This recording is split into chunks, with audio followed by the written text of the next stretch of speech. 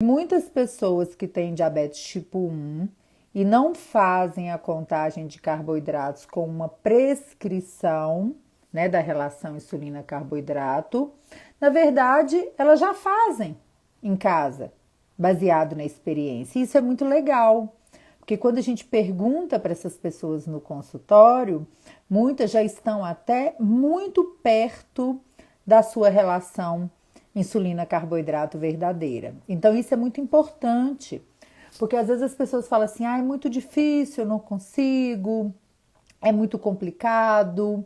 E aí, na hora que você vai ver, o que a gente precisa na prática? Aliar o conhecimento à ciência, para que a pessoa possa refinar mais o seu dia a dia na terapia nutricional, tá?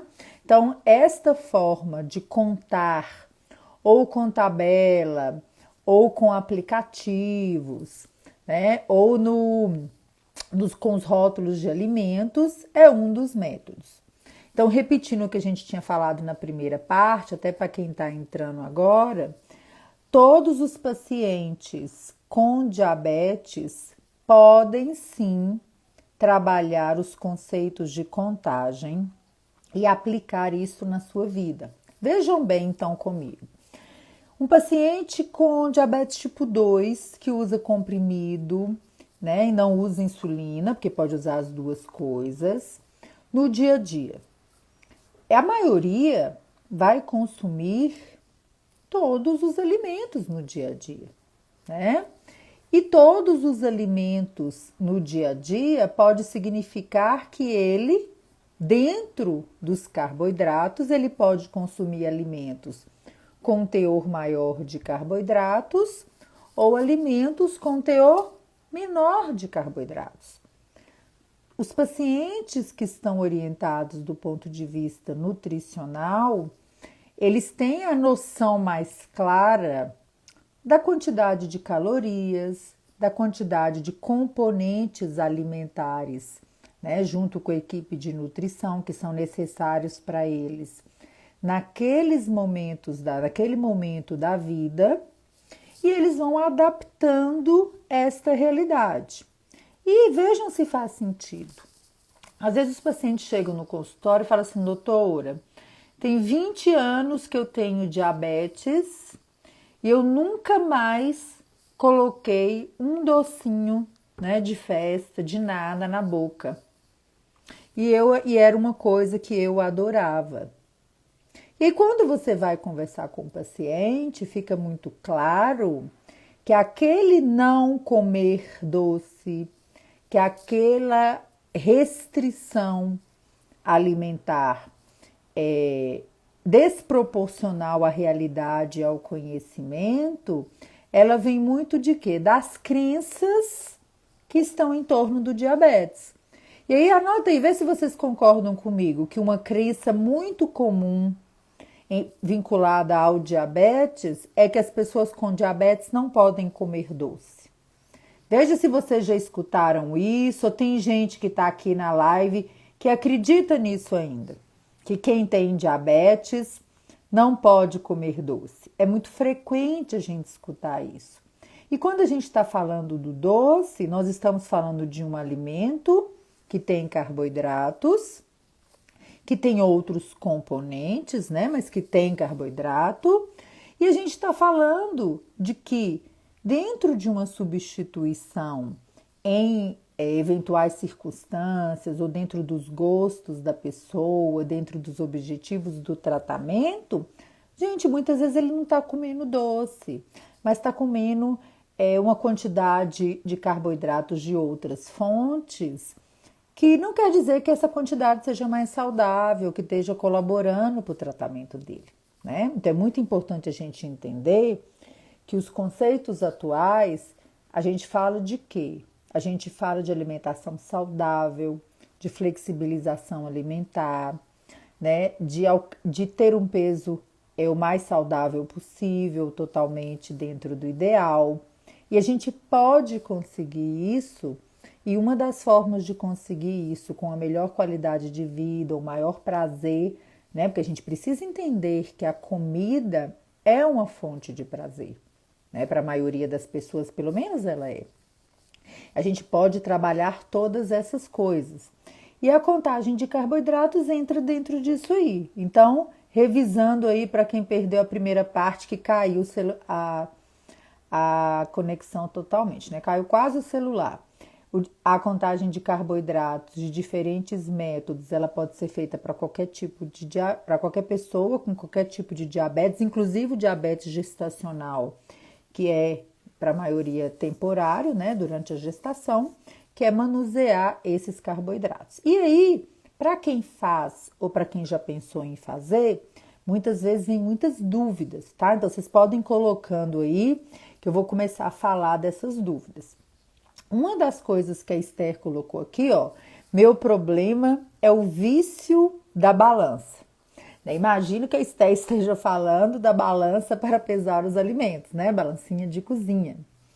Por que que a gente chega nessa questão do vício da balança? Hoje, quando a gente vai contar o carboidrato, ou grama a grama, ou por substituição, a gente se baseia em quê? Nas medidas caseiras dos alimentos e no peso dos alimentos, tá? Então, às vezes a medida caseira, ela não é totalmente fidedigna para alguns tipos de alimentos. E a balança pode sim e ajuda muito, principalmente para que o olho possa ser treinado para as porções. Então, conhecer uma porção de alimento, ela é importante para todo mundo, independente de fazer contagem de carboidratos ou não. Porque às vezes você pega uma tabela de contagem, um aplicativo que fala que é uma banana média. O que é uma banana média para você? Uma banana média para um pode ser uma banana pequena para outro. Pode ser uma banana grande para outro. Pode ser uma banana, pode ser simplesmente a fruta que você pegou na fruteira e para algumas pessoas, banana é banana. Não faz diferença o tamanho. Só que quando isso se transforma em uma substituição de uma porção de fruta ou uma contagem de carboidratos mais refinada, às vezes a sua banana na fruteira pode equivaler a uma banana e meia da tabela ou do aplicativo, ou até a 2 bananas. Só que se você não presta atenção nisso, não treina seu olho, não usa essa balança, não conhece o peso dos alimentos para você poder refinar melhor isto, se você pega banana por banana, às vezes, se não tem o uso da balança e não pesa, pode acontecer de você comer, na verdade, 2 bananas e aplicar insulina no equivalente a uma. E aí, quando você vai olhar a glicose pós-prandial, ela pode não estar dentro da sua meta desejada. Por quê? Porque você aplicou insulina para uma porção igual a tabela mandou. Mas se você comeu mais, você precisaria de mais. Então, seja por substituição, seja por tamanho de porção, seja pelo método de grama a grama, onde você conta lá direitinho os gramas de carboidrato, a balança, ela é sim muito útil. Só que quando ela se transforma em um vício, gente, ela já talvez não seja tão boa, né? Porque às vezes as pessoas saem com as balancinhas até para ir num restaurante. Você já imaginou? Se você leva uma balança, chega no restaurante, aí você pesa a fruta, você pesa não sei o que, você pesa o macarrão, vai ficar esquisito, né? Então a balança ela é muito útil. Então quem aí faz contagem de carboidratos, a gente recomenda fortemente. Tenha uma balancinha, né? Aquelas balancinhas pituchinha de cozinha. Para você treinar o olho para os alimentos que dão mais trabalho para a gente na prática. Batata frita, macarrão, as frutas, né? Porque muda esses tamanhos, né? E às vezes dá uma diferença de 50% ou até 100%. A partir do momento que você treina o olho com a balança, daqui um pouco você já sabe quando você coloca num prato a quantas colheres, por exemplo, de arroz, de feijão, que porção de macarrão é aquela que você está colocando. E aí você passa com esse treinamento a acertar mais do que ficar confuso, tá bom? A Rafa Del Valle está perguntando como é definida a proporção de insulina, a relação insulina-carboidratos. Então, quando a contagem de carboidratos é indicada para as pessoas que usam insulina, como que a gente faz a prescrição? Então, lembrando aqui, gente, uma coisa muito importante. Prescrição de insulina é um pré-requisito médico, tá? O médico pode prescrever insulina. E a relação insulina-carboidratos é uma prescrição de insulina. Então, quando a terapia de contagem de carboidratos é indicada, ela precisa de uma receita médica prescrevendo aquela quantidade. Aquela relação insulina-carboidrato vai dizer o quê? O que é a relação insulina-carboidratos? É quanto uma unidade de insulina vai cobrir de carboidratos em uma refeição, tá? E aí a gente tem vários métodos para estabelecer essa relação insulina-carboidratos. E não é tão fácil assim, Rafa, a gente colocar isto. Não dá para a gente colocar, por exemplo, numa live. Por quê? Porque a relação insulina-carboidratos ela pode ser prescrita por fórmulas, baseado na dose total diária do paciente. Ela pode ser prescrita pelo peso do paciente e ela, na forma mais correta, precisa ser prescrita baseado na dose anterior de insulina que aquele paciente utilizava, tá? Então, essas regras gerais, vocês precisam tomar muito cuidado, tá, gente? Muita gente chega no consultório falando assim, ai, doutor, eu quero fazer contagem de carboidrato. Eu li na internet que para o adulto é uma unidade para cada 15 gramas. E para as crianças é uma unidade para cada 30 gramas. Gente, muito cuidado, porque se você começa a fazer isso para fazer testes, você pode desorganizar totalmente o seu tratamento. Porque dependendo do estágio do tratamento que você tá, isso vai dar muito, muito errado, tá? Então não comecem a fazer contagem de carboidrato pelo que vocês leem na internet, tá? Então é muito importante isto. E para quem é profissional de saúde, tá aqui na live, que eu sei que tem muito colega, né, que assiste, que nos acompanha aqui, idem. A gente sabe que os treinamentos em contagem não fazem parte hoje de rotina e de forma mais profunda, por exemplo, dos cursos de nutrição. Muito menos da faculdade de medicina, né? E aqui não faz mesmo, né? A gente nem ouve falar disso nos módulos na faculdade de medicina. É en passant, né? Que a gente escuta isso aí, tá? Então, os treinamentos mais aprofundados que acontecem nos congressos, nos cursos, muitas vezes eles vêm com uma teoria que é geral. Então, essa regra de uma unidade para 15 gramas para adulto e uma unidade para 30 gramas para criança é o geral do geral. Na maioria das vezes, isso não vai ser aplicado de forma adequada na prática. Por isso que a gente tem treinamentos especializados para ensinar mesmo os prescritores e quem acompanha como que a gente estabelece a melhor relação insulina-carboidratos, tá bom? A Esté colocou aqui, ó, hoje notei um rótulo totalmente diferente do manual de carboidratos. O valor era diferente para a mesma medida. Então, gente, o que a gente precisa entender?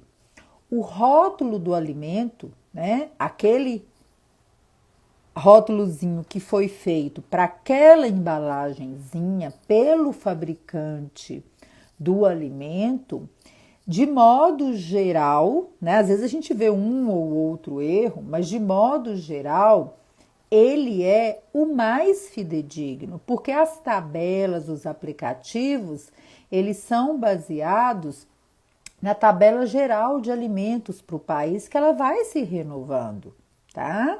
Então, quando você tem o rótulo do alimento, né, com o peso do alimento, a quantidade, você faz a regra de 3, sim, use isto aí, tá bom? Isto é o mais importante, ok? Então, para que você não precisa ficar sofrendo com isto aí, tá? Use o que está no rótulo do alimento. E aí tem que aprender, né, gente? Dentro do treinamento para a contagem de carboidratos das pessoas que vão fazer a terapia, está o treinamento das medidas e dos rótulos. Porque isso também é muito importante. Porque muitas pessoas confundem, olham os rótulos de qualquer jeito e esquecem que o rótulo tem uma medida.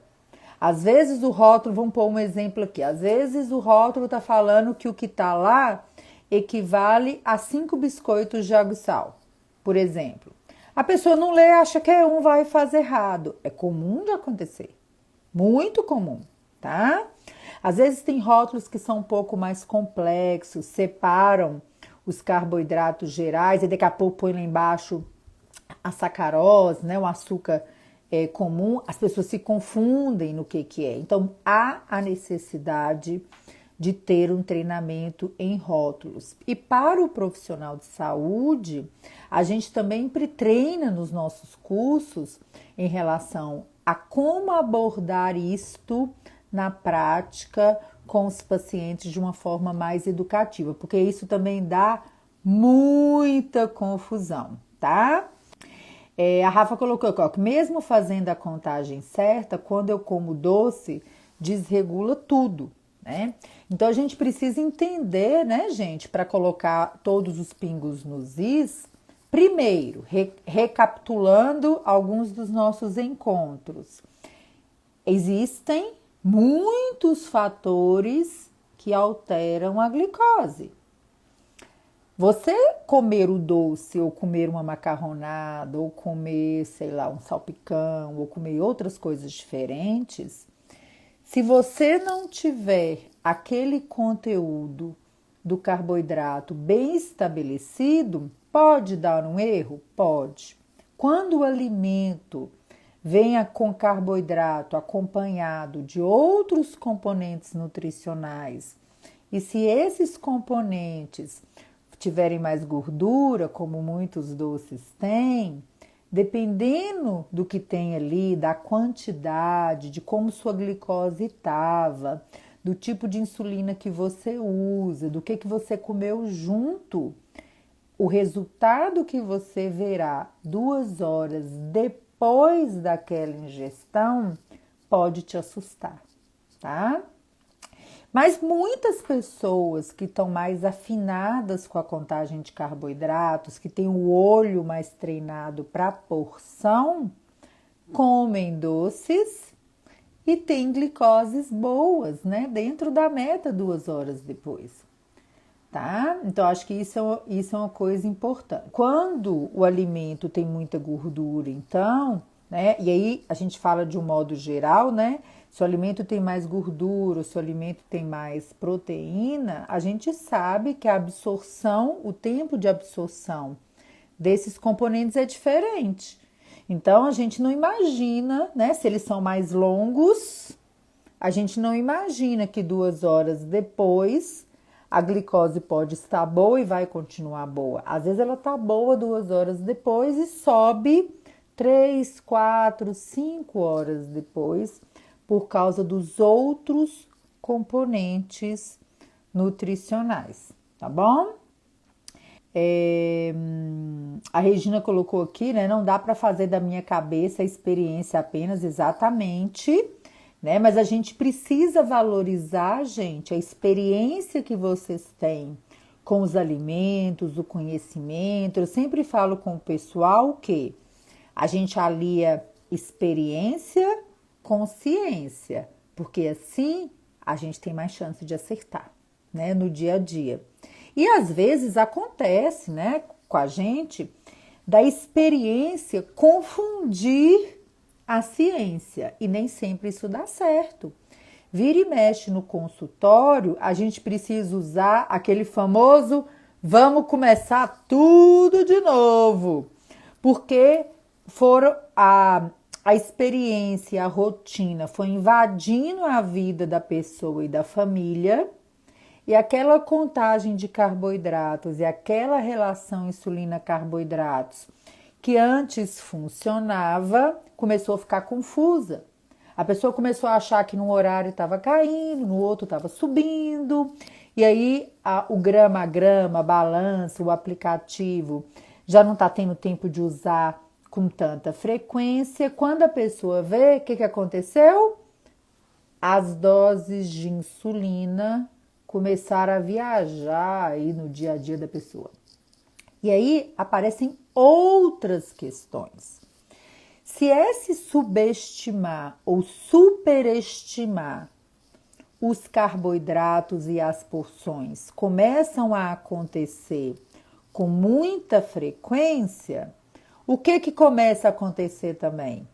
Muitas vezes a relação basal-bolos, claro, isso é para quem usa insulina, que é a maioria do pessoal que faz o grama a grama, que são os pacientes com diabetes tipo 1. A relação basal-bolos ou insulina lenta e insulina rápida, ela vai se perdendo. E aí começa a ter influência de glicose alta ou de glicose baixa em outros horários que podem se confundir também com a interpretação da glicose quando você come. Então não é só preto no branco, relação insulina-carboidrato, tá funcionando, não tá funcionando, comi certo, comi errado, pesei, não pesei. Então é muito mais do que isso. Então a contagem de carboidratos, ela entra no tratamento, mas o que você já fazia e o que você já sabia, ele não é esquecido por causa da contagem, ele continua ali e precisa, né, tá alinhado com o seu dia a dia. A Esté colocou aqui, ó, eu tenho relação 1:8 até 1:20, varia muito. Este é um ponto muito importante para quem faz contagem. Não comece a contagem de carboidratos e por você ter uma flexibilidade maior nas suas doses, desapareça do seu médico e da sua nutricionista. Porque isso varia. Fases da vida, de exercício físico, de preferências alimentares para fases da vida e varia também de acordo com a hora do dia. Então, quando a gente está falando 1:8 ou 1:20, que a Esther citou, o que a gente está falando para quem não tem convívio com a contagem? Porque esse é um termo muito comum para quem tem. 1:8 é o quê? Uma unidade de insulina cobre 8 gramas de carboidratos naquela refeição. Se eu estou falando 1:20, eu estou falando que uma unidade cobre 20 gramas, ou seja, na refeição que é 1:20, eu uso menos insulina do que na refeição que é 1:8. E a sensibilidade à insulina no correr do dia, ela é diferente.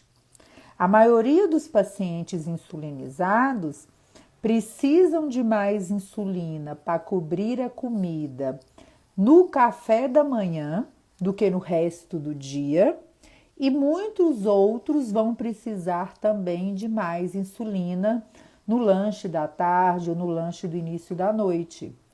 Então é muito raro, gente, muito, muito, muito raro que as pessoas tenham a mesma relação insulina-carboidrato em todas as refeições. Volta para aquela nossa conversa inicial. Começar com 1:15 em tudo dificilmente vai funcionar para uma pessoa que está fazendo contagem grama a grama. Né? O normal é que elas sejam diferentes no correr do dia. E na maioria das vezes o normal é que seja diferente em quase todas, né? A Mariana colocou aqui, ó, já tive o paciente que usou o grama de porção como contagem e não o total de carboidratos. Às vezes a pessoa usa a tabela e confunde o peso do alimento, né, com a quantidade de carboidratos que tem no alimento. E por isso é importante ter muita atenção, né? Se você está usando uma tabela física, se você está usando um aplicativo, fica mais fácil, né? Porque você já escolhe a porção, porque esses erros podem causar realmente uma alteração importante de glicose, tá? Menina doce DM1. Como é melhor fazer o bolos? 1:15 ou por peso da pessoa? Nenhum dos dois, tá? A melhor forma de calcular é o médico prescritor calcular a relação insulina-carboidratos baseado na dose de insulina da refeição que o paciente já utilizava. Então, atenção aí, nutris e endócrinos do grupo. Se tiver interesse em aprender contagem, não souber isso que eu tô falando, abre os olhos, porque você pode aprender mais de contagem de carboidratos. Então, nenhum, nem outro. Tá bom, menina? O mais importante é a gente converter a dose que o paciente já utilizava. Luciana, minha filha só tem 1 ano de diagnóstico, estou treinando a contagem. Mas muitas pessoas ficam dizendo que essa liberdade que a contagem dá pode causar uma resistência à insulina. É isso mesmo? Depende, né? Quem está na live aqui há muitos encontros já sabe o que é o depende. Primeira coisa que a gente precisa entender é o que causa resistência à ação da insulina. O que causa resistência à ação da insulina? Sedentarismo e ganho de peso, principalmente. Então, quando a gente fala em contagem de carboidratos, nós estamos falando de quê? Flexibilidade alimentar, com base na alimentação saudável, como todas as pessoas com ou sem diabetes deveriam fazer, que é ter uma alimentação saudável e flexibilizar a sua alimentação nas situações corriqueiras da vida. Né? No dia que está com vontade, uma situação corriqueira, numa TPM, numa festinha, num aniversário. Então você flexibiliza, porque esses são momentos sociais importantes, né, que nós tínhamos aí até o início da quarentena, né? Então, isso faz parte da vida. Agora, se a pessoa começa a fazer contagem de carboidratos ou não, né? Isso aí não faz diferença. Se tem diabetes, usa insulina ou não e começa a comer muito, vai ganhar peso. E o ganho de peso vem com resistência à ação da insulina. E quanto maior a resistência à ação da insulina, mais insulina precisará usar, tá? Então, isso, gente, é muito importante que a gente esclareça todas essas dúvidas, porque acreditem, muitas pessoas não começam uma terapia nutricional que pode ajudá-las muito por causa das coisas que ficam ouvindo, tá? Então, tudo no diabetes, tudo na obesidade, tudo na hipertensão, tudo na saúde exige educação. exige aprendizado, exige uma curva, né? Existe uma curva de aprendizado na saúde. Então, quando você está nessa curva de aprendizado, você vai se aprimorando no dia a dia para fazer as coisas de forma melhor, tá? Então, com ou sem contagem de carboidratos, se estiver sedentário ou alimentar a mais e ganhar peso, vai ter resistência à ação da insulina. Agora, o que acontece muitas vezes? Às vezes a pessoa, que acontece com frequência, tem anos de diabetes, anos de restrições alimentares, né, equivocadas, e quando é apresentado a contagem de carboidratos, a pessoa se sente na Disney, né? Ela, às vezes ela quer experimentar tudo que há décadas ela não experimenta, que ela foi privada. E existe sim, os estudos mostram um ganho de peso, principalmente inicialmente com a contagem, principalmente nessas situações. Mas não é qualquer ganho de peso que vai levar a uma resistência à insulina extrema, tá bom? A Daniela perguntou aqui o que é 1:8, né? Quando a gente fala muito na prática, 1:8, uma unidade de insulina para 8 gramas de carboidrato naquela refeição, né? A Bruna colocou aqui que ela usa bomba e que a dose dela também varia no período do dia, de 1:6 até 1:12. É isso, com bomba ou sem bomba, o normal é variar bastante a relação insulina-carboidrato.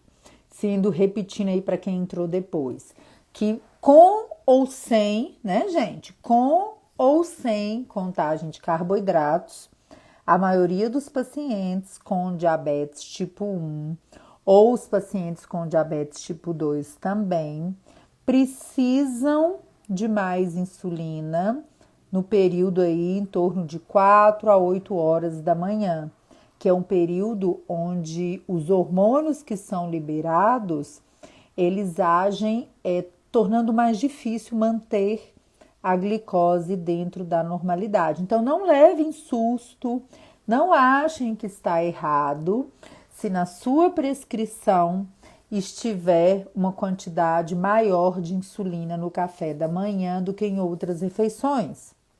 E profissional de saúde desavisado, porque eu também já ouvi muito isso no consultório. Os pacientes que dormem com a glicose boa, têm a glicose boa de madrugada, às vezes acordam com a glicose até razoável e precisam de doses cada vez maiores no café da manhã. Não quer dizer que o paciente está fazendo nada errado.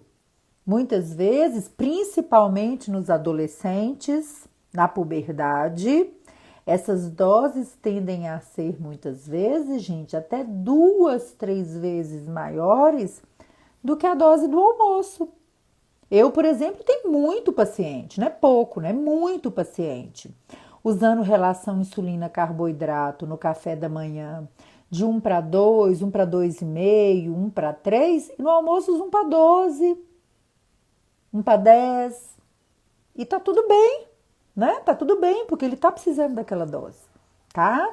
Então é muito importante levar isso em consideração para que não façam julgamentos de que existe um erro na contagem quando o paciente utiliza uma dose maior e ainda assim a glicose não fica boa 2 horas após o café, tá? Então é importante entender isso aí.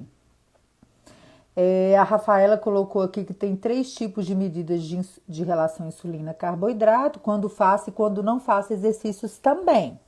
De que a Rafa está falando, gente? Ela está falando do ajuste da dose de insulina para o exercício. Isto pode acontecer com contagem de carboidratos ou com a dose fixa de insulina, tanto faz, tá? Então, é muito comum que a gente reduza a dose de insulina para os exercícios de 25% até 100% de uma dose anterior a um exercício, se quando a pessoa faz o exercício, ela vê que aquilo ali funciona como se fosse uma dose extra, né? Às vezes ela começa bem, a glicose cai. Se isso está acontecendo, o mais racional é ajustar esta dose. Porque se você não ajusta, o que você precisa fazer? Comer a mais para não cair, tá? Então, o mais racional é reduzir a dose de insulina. Tanto faz se é contagem ou se é dose fixa, tá bom? Menina doce DM1. Meu endócrino nunca me falou da contagem. Descobri há um mês com outros doces, deve ser os docinhos, né? Outras pessoas com diabetes. Estou usando 1/10 e tem ficado estável. Menina doce DM1. O que eu falei no começo da live. Você deve estar acertando mais do que errando. Porque o paciente diabetes, que tem diabetes e é curioso, que é uma qualidade maravilhosa ser curioso e ter uma doença crônica, estuda e aprende. Mas a prescrição da relação insulina-carboidrato, ela precisa ser acompanhada pelo seu médico. Então, é importante, quando você for na consulta, discutir com ele o interesse que você tem em flexibilizar a sua terapia e ver se ele tem o convívio, né, com a contagem de carboidratos, tá bom? E, gente, a gente sabe que a contagem de carboidratos, ela ainda, infelizmente, não é um método difundido que todo endocrinologista domina. Não é, e tá tudo bem também, né? Por quê? Porque existem várias subespecialidades. Mas se você tem diabetes tipo 1 e tá aí em busca de novas opções, discuta com seu endocrinologista sobre a terapia. Talvez ele não tenha te indicado num primeiro momento por um motivo específico. A gente tem várias, né, indicações, mas a gente tem contraindicações à terapia de contagem de carboidratos e existem pré-requisitos para se iniciar a contagem que, se a gente não respeita, em médio e longo prazo, o seu tratamento pode ficar muito confuso. Então, vale muito a pena fazer essa discussão, tá? Com o seu médico, tá bom? Vamos ver aqui. Mesmo quem já está acostumado a fazer a contagem erra e faz uma hipo. Primeira pergunta: quem é que disse que na hora que você tem uma hipo foi da contagem de carboidratos? Uma coisa que a gente está aprendendo aqui, gente, é o quê? Desmistificar esta questão de que tudo que sobe ou cai no seu dia a dia de glicose diz respeito só à insulina e à comida. Nós temos mais de 42 fatores que podem levar a glicose subir ou cair. A comida é um deles, a contagem, né, as continhas é outro fator, a dose de insulina é outros, né? E às vezes tudo se junta no mesmo momento. Por isso que é importante o quê? Treinar cada vez mais, falar de contagem, aprender, refinar com as equipes treinadas em contagem de carboidratos. Que os profissionais de saúde também se capacitem de forma adequada, para não ficar usando, né, como a gente falou lá no comecinho, regra de 1/15, 1/30, né, nenhum endócrino, nenhum nutricionista aceitar aquilo ali, né, sem entender bem. Então, isso é muito importante, tá? A Josi está perguntando de onde nós somos de Belo Horizonte, Josi. João Gabriel, Janice, o que você indica como lanche na ceia? Meu filho tem 8 anos e não dorme sem um lanche. Difícil é acertar neste. Vou ser bem honesta com você, João, eu não indico nada. Quem faz esse cálculo são as nutricionistas da nossa equipe, tá bom? Então, o plano alimentar, o conteúdo nutricional, ele é uma atribuição do profissional nutricionista, tá bom? Então, se você não tá, o que eu te indico? Se você não tá, se seu filho não está adequado com o que está ingerindo, é importante você discutir com o nutricionista para tentar novas coisas, tá bom? Simone, é necessário saber regra de 3 ou pode fazer só pelo aplicativo? Depende do que você vai comer. Dependendo de onde você estiver, do que você for comer, se não tiver num aplicativo, se tiver num rótulo de alimento, você vai precisar saber regra de 3, tá bom? A Esté colocou aqui que ela tem 2 metas com e sem exercício. Então, só para a gente separar os conceitos, né, gente? Quando a gente está falando de meta, habitualmente a gente está falando de quê? Meta de glicose por idade. Quanto que sua glicose, qual a faixa de glicose que precisa ficar. Quando a gente está falando de relação insulina-carboidrato, a gente está falando de prescrição de insulina. E as pessoas podem ter as duas coisas. Metas de glicose diferente e relação insulina-carboidrato diferente com e sem exercício. Outra situação que pode ser diferente no período pré-menstrual, né, na TPM e no restante do mês. Então, as pessoas podem sim ter doses diferentes no correr de um mês, tá bom? Lua de mel, no período de lua de mel, pode fazer a contagem de carboidratos? Pode fazer a contagem de carboidratos por substituição, porque não é todo o período de lua de mel que as pessoas estão usando os bolos de alimentação, que são as doses de insulina rápida para cobrir a comida. Então, a pessoa pode aprender a fazer a contagem de carboidratos por substituição. Trocar uma meta de carboidrato por uma quantidade de carboidratos de outra fonte, tá? Assim como na lua de mel, no diabetes gestacional, no diabetes tipo 2, outros tipos de diabetes que não usam, os pacientes não estejam usando insulina. E se o paciente já estiver usando uma pequena quantidade de insulina e a família estiver preparada, preencher os pré-requisitos, também já poderia fazer a contagem de carboidratos grama a grama, tá bom? Você atende? Não. O meu amigo disse que contagem de carboidratos não é para ele, que ele não tem paciência para contar tudo que ele vai consumir. E a esposa disse que seria ótimo para ele. Gente, tudo na vida é quando a gente quer. Esse é um aprendizado importante. Tudo na vida é quando a gente quer. Então, se a pessoa não quer fazer a contagem de carboidratos, olhar uma tabela, fazer uma conta, colocar o alimento num aplicativo, a contagem de carboidratos não é para ele, ok?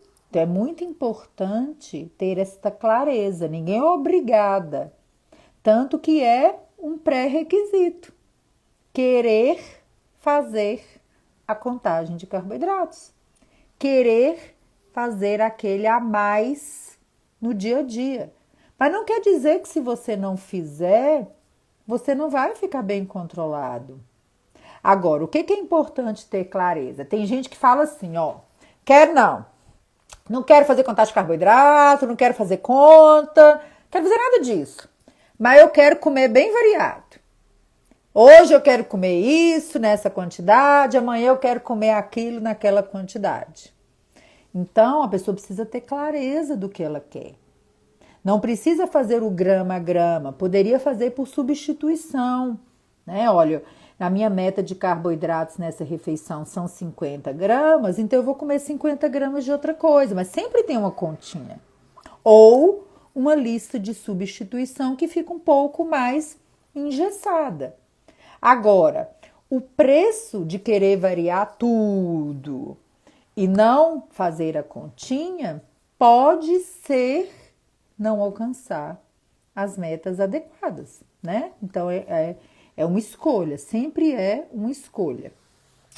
Eles querem que eu leve eles na consulta comigo para conhecer a grande mudança nas minhas glicoses. A Sandra tá falando do amigo. Então vamos lá para a regra números, não sei qual que é o número não, mas vamos dizer que essa regra existe. O que serve para um pode não funcionar para o outro. Então não adianta o seu amigo ir na consulta para filar lá o que foi bom para você, porque o que foi bom para você pode não ser bom para ele. A Tati está colocando que ama a contagem de carboidratos, que mudou a vida dela. A minha vida também mudou depois de contar carboidrato, a Bruna. A Ellen colocou aqui que contagem de carboidratos é tudo para ela. Comida sem rótulo e ainda não estão nem nos livros e nem nos aplicativos. O que fazer?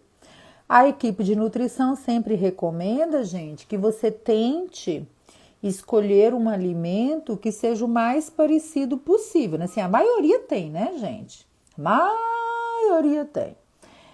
Mas você escolhe o mais possível. Por exemplo, eu fui num aniversário que tinha um docinho pequenininho, redondinho, que eu não sei nem o que é, mas é do tamanho, sei lá, de um brigadeiro, de um casadinho. E aí é o mais parecido possível, né? Para você não ficar sem contar totalmente o carboidrato e nem errar muito, tá? Tô vendo aqui que tem vários depoimentos aqui de que a contagem de carboidratos mudou, né, a vida das pessoas. Então eu achei muito interessante vocês darem esse depoimento, né, gente? Aí vão colocando aí quem teve essas experiências, né, boas com a contagem de carboidratos para animar as pessoas que não tiveram experiências tão boas e que têm medo muitas vezes de começar a contagem, né? Existem às vezes muitos preconceitos dentro da própria família.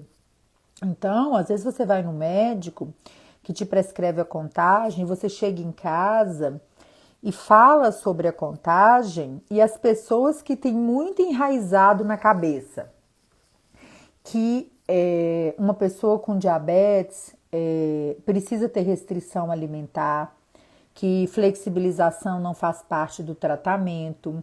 Às vezes você fala isso dentro da sua casa e o seu parente faz o quê? Acha que isso é uma loucura. Quantos pais desistem, entre aspas, aí da contagem de carboidratos, porque muitas vezes eles aprendem a fazer a contagem direitinho, são treinados, tem nutricionista, tem endócrino. Aí quando vai numa festinha de família, numa festinha da escola, fica todo mundo apontando dedo. Fulano tá cuidando bem do filhão. Ó lá o menino comendo bolo de aniversário. Ó lá o menino comendo um salgadinho. Ó lá o menino com um doce. Essa mãe aí presta não. E aí vão falando, e muitas vezes as pessoas ficam cheias de caraminhola na cabeça. E muitas vezes a criança está até super bem controlada do diabetes. Os pais estão fazendo um trabalho maravilhoso, né? Então, cabe a nós, profissionais de saúde, pessoas com diabetes e familiares, né, já que o diagnóstico do diabetes é um diagnóstico para a família, aprender da forma correta e educar os que não estão, né, os mal educados aí, entre aspas. Porque essas pessoas não têm obrigação de saber que as coisas mudaram. Quem tem obrigação de saber que as coisas mudaram são os profissionais de saúde das equipes que estão acompanhando as pessoas com diabetes, as pessoas com diabetes que precisam aprender e os familiares das pessoas com diabetes, né? Então, quem precisa mudar a história do diabetes somos nós. Então, uma frase que eu sempre falo, até postei esses dias no feed: para de perder tempo focando no problema. Para de gastar tempo na sua vida focando no erro. Foca na solução. Foca em aprender. Se o povo tá chato, se o povo tá cheio de crença com diabetes, Aprende você e ensina para as pessoas que as coisas mudaram, né? Então a Tati colocou aqui, ó, não adianta falar para as pessoas que eu posso comer um docinho. Para eles eu sempre estou errada e não deveria comer aquilo. Tem gente que nunca vai abrir os ouvidos para ouvir, nem os olhos para enxergar. Elas preferem teimar e manter a crença delas. Mas crença é o que a gente acredita. Então, o nosso papel é tentar passar o que está aliado com a ciência. Agora, se a pessoa não quer ouvir, o que a gente vai fazer? O que não está correto é que quem tem diabetes e a família ou o profissional de saúde, a gente é triste. Mas eu já escutei várias vezes profissionais de saúde repetirem veementemente que quem tem diabetes não pode comer mais nada, que quem tem diabetes não pode comer açúcar, né? Como se arroz não fosse carboidrato, como se feijão e pão não tivesse carboidrato, né? É triste, mas você vai fazer o quê? Você vai desistir do seu tratamento, sabendo do que está correto, porque uma pessoa não sabe o correto, ou porque umas pessoas têm crenças tão enraizadas que talvez você não consiga mudar, vai perder tempo, né? Aí você está perdendo o seu tempo. Valéria colocou aqui, eu preciso aprender a contagem. Eu acredito que todas as pessoas com diabetes precisam entender sobre os carboidratos, tá? Isso é uma coisa que nós acreditamos na nossa equipe veementemente. Tanto que a gente trabalha muito com contagem e a gente também faz os cursos de contagem de carboidratos para os profissionais de saúde. A Sandra colocou que é gostoso quando o indivíduo não entende de contagem e quer ensinar que você não pode comer determinado alimento. Gostoso mesmo, gente, a gente saber, né? Fala a verdade. Gostoso mesmo é quando o paciente e a família são educados e podem dar aquela aula de ciência para o colega de trabalho, para o parente. Você sai assim confiante de que você sabe. Ó, eu sei e eu falo com firmeza. Isso que é gostoso, né? Aprender. Muita gente fala que a pessoa com diabetes não pode comer o que nasce debaixo da terra. Não é debaixo da terra, de cima da terra, né, gente? Se não tiver alergia, pode-se comer de tudo, tá? Ai, pelo amor de Deus, chá de quiabo nem chá de nada cura diabetes, tá? Misericórdia, tá? Então, acho que aqui, gente, a maioria aqui tá tudo na mesma linha, tá? A gente escolheu um tema aí palpitante, alinhando aí com as perguntas que estavam em box, tá bom? Então eu agradeço muito aí a presença de vocês, né? Esse é o nosso 8º sábado. Sim, nós temos um canal do Telegram, pode me perguntar de WhatsApp também, dos nossos serviços. Podem me perguntar depois no inbox que eu mando o link, tá? Para vocês dos canais de educação, tá bom? Só para fechar, como todo sábado, eu quero convidar vocês, acabando a live, para ir lá na página Diabetes nas Escolas, curtir, compartilhar com os amigos e apoiar esse projeto que treina as equipes escolares para receberem melhor as crianças com diabetes. Então, se você não curte ainda, curta. Sábado que vem, 17 horas, eu estarei aqui de novo, se Deus quiser.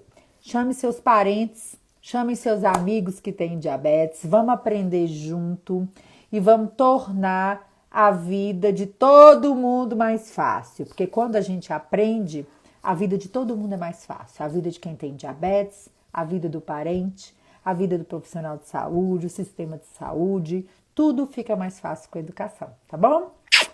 Beijo, bom final de semana para vocês. Tchauzinho.